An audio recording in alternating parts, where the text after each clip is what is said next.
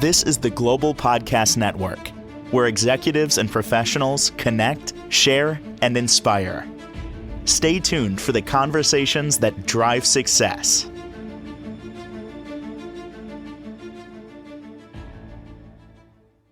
It is such an important system in our bodies, but we just don't realize it. Not a lot of people talk about it. Even doctors, your primary care physician, your PCP, they don't even know a lot about it. They're not taught a lot, just the basics. We're going to talk about it today and how important, actually pick up from our last conversation about how important the lymphatic system is in our bodies. She has so much info on that and so much more. She runs a great center in Tulsa, Oklahoma, called the Path to Wellness, and she has so many different modalities. She personally practices acupuncture, massage, nurse, on and on and on. So great to have Teresa Wilkinson back with us. How are you doing today? I'm doing fantastic. Glad to be here with you. I was thinking of you over the weekend because I was watching one of my favorite shows, Tulsa, and I'm looking at the scenery, wondering if that's around you, if these places really exist. But I love that show. I love even the scenery around there. Yeah, it's a good show. Tell me you haven't seen Tulsa with Sly Stallone. I have seen little tidbits, but I have to sign up for Paramount Plus, and I haven't done that yet. I had it, and I lost it, so I've got to make the phone call to get it back. So now I'm not able to get it. But, fair enough. A lot of people are watching it, so they get a big kick out of it because everybody sees familiar places. And a lot of the places, too, I think, that are shown are Old Highway 66, which came through Tulsa, started at the Arkansas River. And so there's a lot of famous places along there that I think they tap on when in this film. And just so you know, Highway 66 is hitting their 100th anniversary this year. And it was a big deal after World War II to create the highway systems. And it was a big deal to figure out what numbers they were going to call the highways. And they wanted something catchy. So they went to Washington, D.C. a few different times to figure out what number it was going to be. Because it goes from east to west. It's how we would get to California. And what amazes me is I can't tell you how many times I drove Highway 66 out to California, and a lot of people I know, including my brother, never did. And is that what inspired the song Route 66? Yes, it is Route 66. Wow. And so I do think, and so that is kind of downtown, midtown for us now. And so I think they hit a lot of places in that movie, in that area. And so anyway, just so that's a little trivia. I was disenchanted and disappointed to learn that the main saloon in the TV series Tulsa, Bred to Buck, is actually fictional. You don't have one there. They made it up. But it looks real wherever they shot it. The signs up there and everything else. Oh, how funny. Yeah. Well, we've always had a lot of great clubs, especially when I was younger, all kinds of disco. I mean, unbelievable clubs. I'm sure New York City has them too, especially back in the 80s and stuff. And but they're all gone out here now. And what they did is they put their focus on downtown and wanted to revivify downtown. They even pay people to come in and do remote users. They pay them $10,000 to come and move downtown Tulsa. But most of the little clubs downtown are like live music, little bars, little music bars, not the big scenes that we used to have, like 3-level buildings with fireplaces and all kinds of different. We even had one called the Cave, and it looked just like a cave, and you had different nooks, just like you would be in a cave, where you would seat. It was pretty cool. So a lot of different. One was like if you were in England in a bookstore and everything was like books, and you had to figure out where you were going to go to the bathroom. There was no signs or anything; it just looked like bookcase. Are we You just talking had like to. like a speakeasy where you needed to figure it out, or move a book and something happens? You just had to press on the wall at the right place for it to enter the bathroom, So we and have you that. could go to the men or women's. I don't That's a know. thing. That's a thing here in New York, at least Long Island. We have speakeasies like there were back in the 30s. And you'll walk into this little small foyer. There'll be books and things there. One of them in particular, and it's not more than 6 minutes away from where I am right now. There's an old school phone. You used to pick Yeah. it up, put it to your ear, and talk into the mouthpiece. And you hear a recorded message. Hello, welcome to the Artemis Speakeasy. Da da da da. Look over to your left. There's a book on the wall, and the book is called blah blah blah. Move that book to the left, and then when you do, then the door opens, and then you're greeted from somebody who will decide if you get to go in. It's kind of fun, kind of cool. Yeah, that's fun. Yeah, Yeah. so we had a lot of fun places like that, and it was all out where my clinic, the area my clinic is. But the focus all moved downtown and midtown, and that's I'm sure where a lot of the film of Tulsa has been done. Mm. But anyway, I like it out where I am, and so it's suburbia basically. Yeah. But It's I'm a mile away from anything and everything you could ever need or want.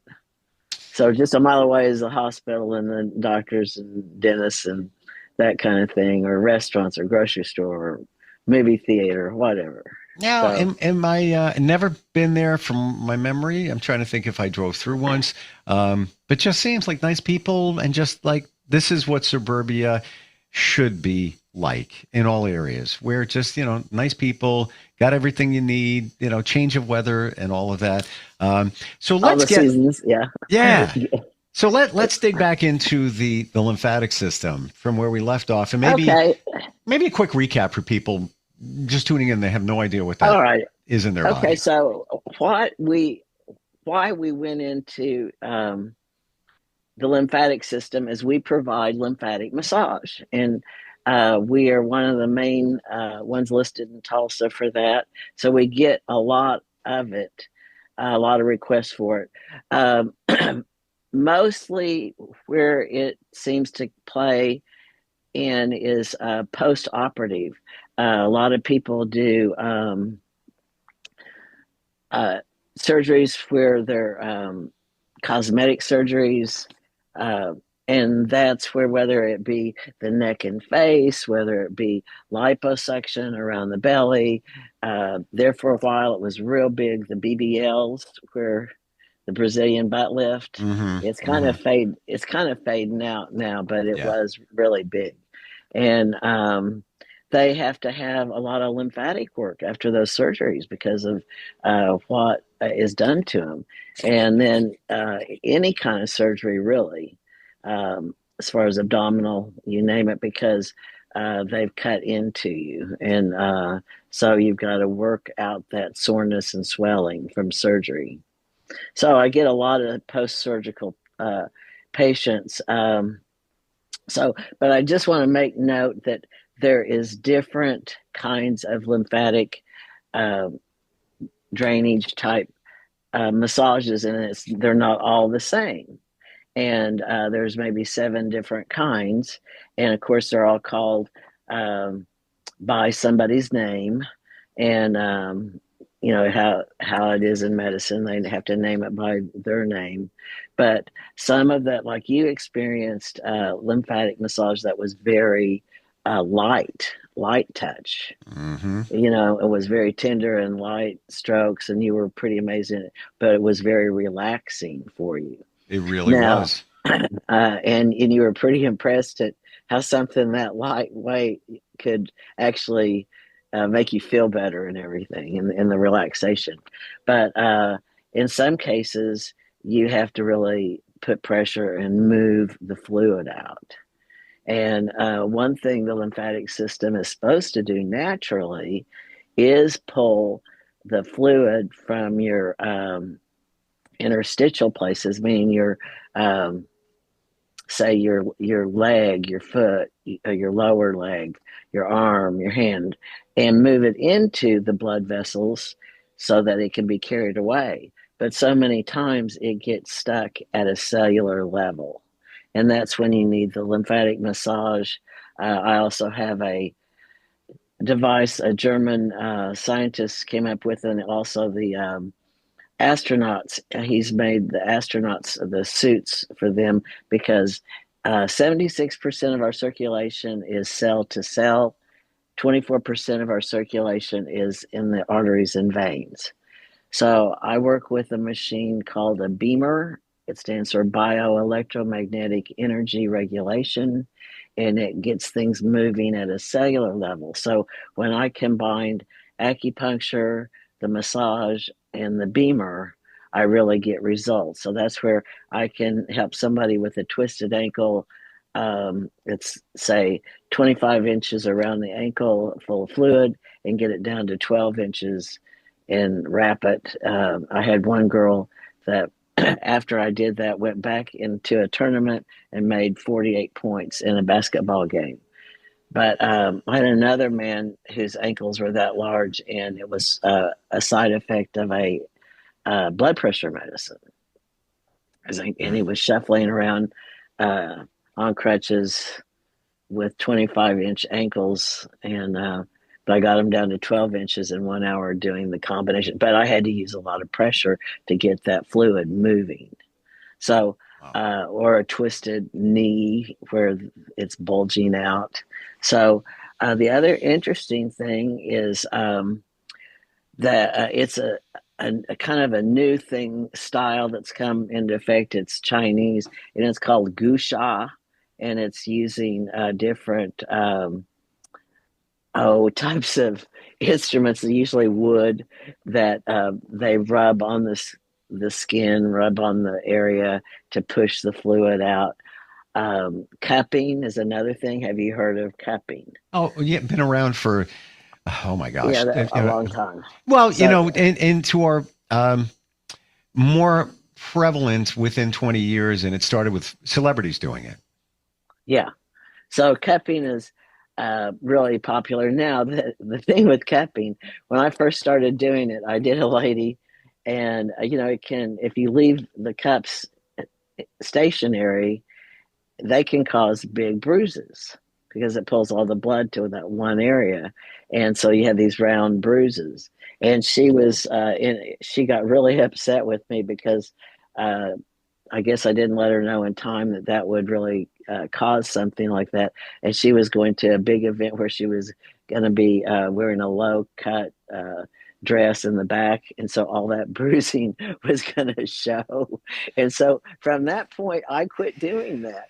I will use movement. I will lube up the back or the area, and then I will take the cup and get that suction and then move it. And it's almost like a massage. What is actually going on when somebody has cupping done?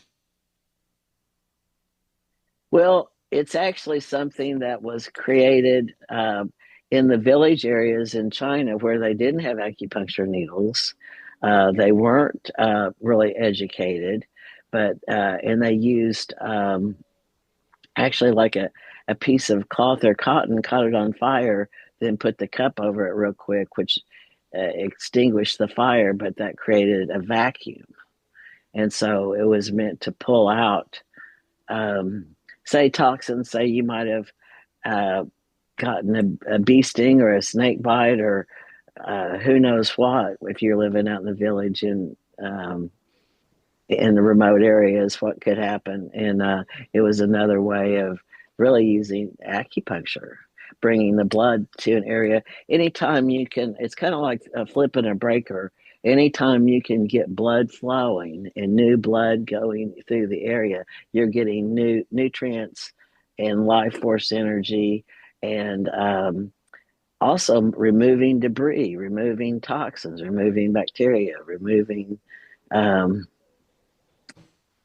the things that shouldn't be there and getting new blood in.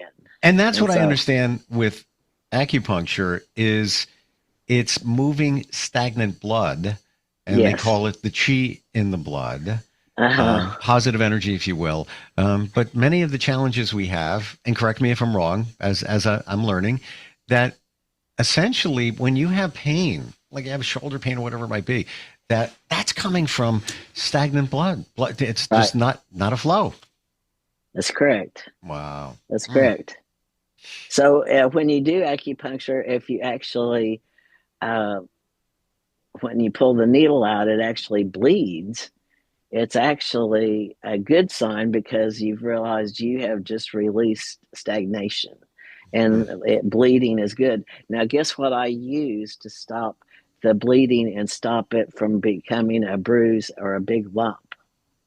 No Guess what I idea. use? No idea. A quartz crystal. Seriously? Seriously. And think of what quartz crystals have been used for all these years. But they're electromagnetic. They were the first transistor radios. They were first watches. They were the first computers. I built one myself back in the day. My crystal radio. Yeah, yeah, Did yeah. you really? Did Oh you hell yeah! really? Are you kidding? I've been doing radio since I was a kid, and that was like one of the first things I built. And back then I had no idea that it came from a. Oh, did you say crystal? Are you talking about one of these? Yeah, I got it. Yes. Yes, it's on my radar. Wow. So Okay. So, what's going on there when you do that? well, it, I don't know. I think the quartz crystals got healing energy. It's the same in the mineral rock kingdom. It's almost identical to our uh, molecular electromagnetic structure, and I think it's just one carbon off from us. So it's very close to our human body, and somehow that the electromagnetism, I don't know. It also is cold when it's setting on the counter, and when I pick it up and I put pressure on it with that crystal, it makes the bleeding stop. It keeps it from becoming a big knot in a big bruise, and it Mm. stops the bleeding. Now, my dad had a neighbor. Now, my dad was born in 1925. So let's say in the 30s, he had a neighbor who had a big crystal on his desk, and he had two wires on it, positive, negative, and they went up and looped up to a hook in the ceiling and then hooked to his headphones like you're wearing now.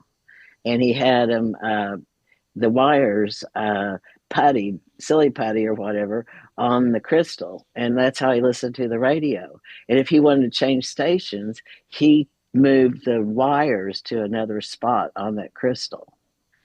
And Did you and make your crystal like that? Did you make your radio like not to that? that degree. I think I bought a kit, but um, what was interesting is that there was no amplifier. It Yeah, it's was, just a crystal. and you needed a strong enough station. And we're talking AM radio here. Right. And you put the headphones on, and depending on the strength of the station in your area, it wouldn't be like blasting loud. You'd hear, but it was amazing that no battery needed either. I know it. I know it. I just love that story. It I just is. love that story. Now you're bringing back memories. Like I totally forgot about the crystal radio. And I forgot, now that I know about crystals as an adult, I never connected it to that crystal radio that I made when I was a kid. Oh, really? No, not at all. I never made that connection until now. Let me ask you, the reasons crystals work for us in a positive way, is it because we are made up of crystals? We're just like one carbon off from the crystal as far as our molecular structure. It's like the closest in the mineral kingdom to our body.